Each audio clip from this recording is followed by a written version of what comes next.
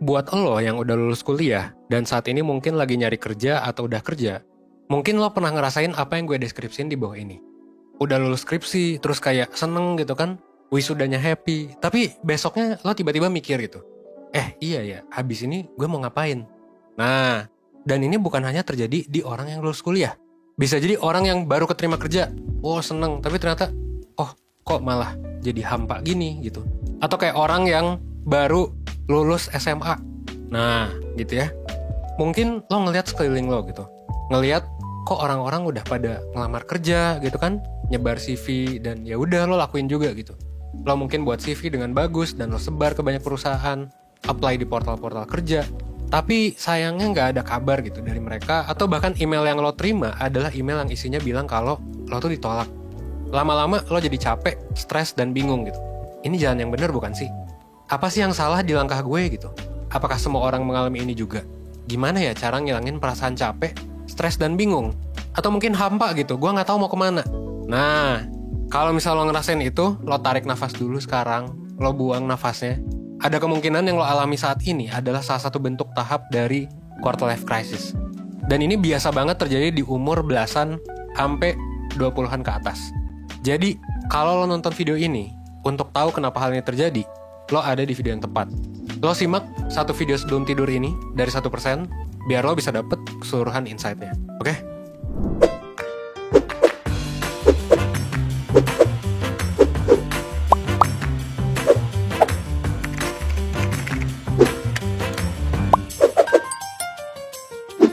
Di video lalu kita ngebahas soal masa-masa di mana quarter life crisis itu malah ngebuat kita ngerasa terjebak dan kebingungan karena kita ngerasa nggak bisa ngapa-ngapain dan nggak bisa keluar dari fase yang lagi kita alami itu.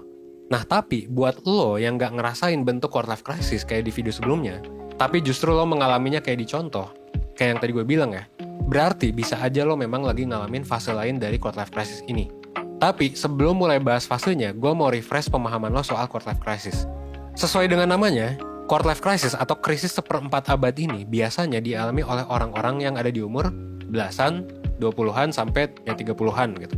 Di fase-fase ini kita biasanya mulai mikirin sebenarnya apa yang mau kita lakukan dan apa yang kita lakuin itu udah bener atau enggak sih. Kalau menurut Oliver Robinson, dosen dan pakar ilmu soal quarter life crisis, si quarter life crisis ini bisa terjadi ketika orang lagi nyoba buat tumbuh jadi sosok yang lebih dewasa. Biasanya ini terjadi juga di orang yang baru keluar dari lingkungan yang gak stabil, terbuka dan penuh dengan eksplorasi. Contohnya apa? Kuliah, universitas, ke lingkungan yang lebih stabil, gitu ya. Intinya di transisi sih, gitu. Dan sebagian besar sih memang di dunia kerja. Fase spesifik barusan itu disebut dengan fase locked out. Ini biasanya dialami sama orang-orang yang baru keluar dari sebuah institusi pendidikan, kayak misalnya universitas gitu, dan mulai berusaha buat belajar soal peran di dunia nyata. Ya basically kerja. Jadi buat para fresh graduate, mungkin ada beberapa yang bisa relate sama 4 fase dari locked out yang bakal gue jelasin sekarang gitu. Nah, fasenya tuh apa aja? Fase pertama adalah fase yang gue sebut sebagai fase semangat membara. Nah, kayak di contoh awal tadi. Biasanya orang tuh di awal-awal ya semangat gitu, aktif banget gitu kan. Masuk ke dunia nyata, kayak buat siap-siap ngelamar pekerjaan, atau buat masuk ke hubungan yang jangka panjang. Periode semangat ini secara teori itu diperluin buat bisa masuk ke fase frustrasi atau kecewa. Kalau kata Oliver Robinson, orang itu memang harus ngerasa bersemangat membara dulu biar mereka nanti ya bisa kecapean. Nah, ketika semangat membara ini mulai hilang dan redup, mulai deh keganti sama perasaan capek, frustrasi, dan kecewa gitu. Karena sadar kalau apa yang lo lakuin, ya mungkin gagal, mungkin bukan yang lo mau, dan lain sebagainya. Nah, fase ini namanya adalah fase kekunci. Dan lo seakan-akan lagi di depan tembok yang memang lagi gak bisa dilewatin.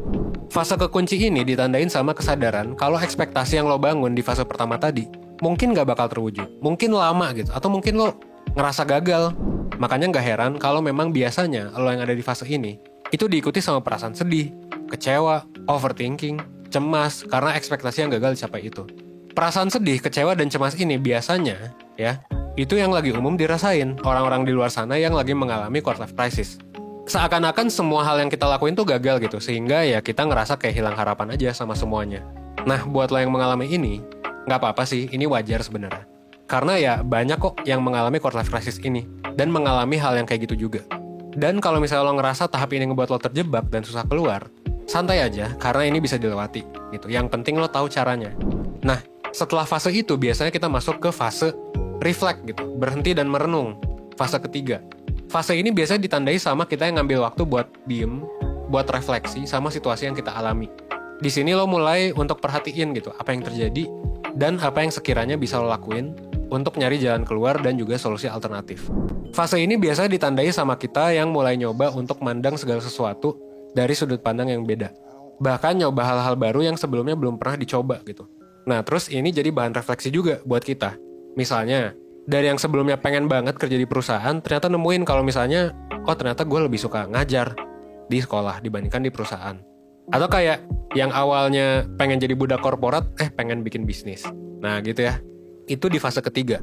Fase keempat dan yang terakhir ini adalah fase di mana kita mengelola dan membentuk resolusi baru. Di fase ini lo udah nemuin strategi baru buat mencapai goal, atau bahkan lo punya goal baru yang beda banget mungkin. Atau berbeda lah sama goal yang awal. Tapi yang pasti fase ini adalah ya isinya tuh kompromi soal apa yang jadi goals lo, nilai-nilai yang lo anut, dan keadaan realitanya juga gitu. Misalnya keluar dari kerjaan yang stabil dan aman mungkin bukan solusi. Tapi mungkin lo bisa jadi relawan kan untuk ngajar anak-anak yang dimana itu bisa ngebantu lo untuk menyalurkan passion lo buat ngajar gitu. Mungkin lo nggak keluar dari pekerjaan sekarang tapi kayak lo tetap menyalurkan passion lo. Nah itu komprominya. Fase terakhir ini sebenarnya bakal ngasih lo gambaran untuk peran yang cocok dan stabil buat lo biar bisa navigasi terus-terusan di dunia nyata. Yang kadang beda sama apa yang lo bayangin juga pas awal-awal lo masuk ke tahap quarter life crisis ini. Nah jadi apa kesimpulannya? Ya gak bisa dipungkiri ya kalau quarter life crisis ini mau locked in yang kita bahas di video sebelumnya ataupun locked out di video ini, ya itu bakal bikin kita stres gitu kan. Ya wajar lah gitu. Belum lagi mungkin dengan situasi pandemi yang kayaknya udah gak jelas, gak selesai-selesai gitu kan, bikin kita overthinking, ini malah memperparah emosi negatifnya. Tapi memang kalau menurut gue, krisis ini juga bisa jadi ladang kok buat lo jadi tumbuh dan berkembang. Mungkin lo pernah ngerasain gitu dalam bentuk yang simple kayak ada aktivitas yang dulu bisa ngebantu lo buat mengatasi stres. Tapi bisa jadi sekarang enggak. Ya normal kok gitu kalau misalnya lo ngerasa stres gitu. Bahkan situasi ini bakal memaksa lo untuk eksplorasi ide, aktivitas atau cara-cara lain sebenarnya. Gitu. Jadi ini bisa jadi positif juga. Karena ya balik lagi lo bakal ngerasain manis pahitnya buat tumbuh dan berkembang sih di fase quarter life crisis ini. Dan kadang memang buat beberapa orang ya kita butuh usaha lebih banget sih untuk belajar mengatasi efek negatifnya. Tapi ya again pasti ada positifnya ya, karena kita lagi dalam proses pendewasaan. Nah, dengan lo mengenali dan lo paham gitu ya, saat ini lo ada di tahap yang mana, dan lo ngeyakinin diri lo kalau ini adalah hal yang emang semua orang alamin, dan lo bisa ngelaluinya, ini adalah tahap awal buat lo bisa menjalani fase quarter life crisis ini. Nah, buat lo yang ngerasa kayak, lo susah nih, gitu. Kok nggak bisa ya gue maju dari fase ini? Kok gue kejebaknya lama banget di fase quarter life crisis ini? Atau kayak kok performa gue menurun? Kok gue jadi malah ngerasa hampa dan lain sebagainya gitu? Malah gue ngejauh dari teman-teman gitu ya? Ya ini memang hal yang bukan dipelajari di sekolah. Jadi ya memang wajar sih kalau lo nggak tahu solusinya. Ya itulah sebenarnya alasan utama kenapa 1% Indonesian Life School gitu ya. Kita sebagai sekolah kehidupan itu ada buat ngajarin lo ya berbagai macam hal penting dalam kehidupan yang belum diajarin di sekolah. Nah di hari Minggu, tanggal 28 Maret, itu kita bakal ngadain webinar dengan judul Mengenal Quarter Life Crisis dan Pemicunya. Webinar ini bakal diisi sama Kak Sabrina, selaku psikolognya 1%, dan gue juga, Evan, di webinar ini.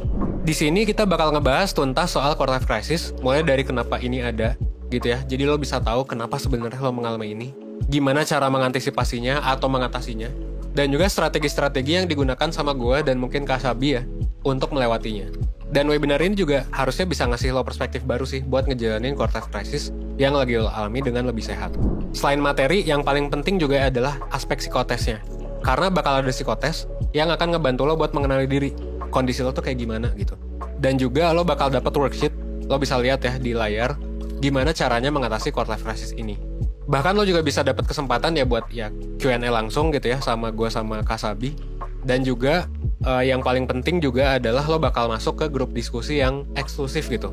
Dan dimana nanti bakal ada ya diskusi juga sama mentor atau sama guru di 1% gitu sih. Untuk lo follow up worksheet lo atau lo nanya-nanya seputar QLC.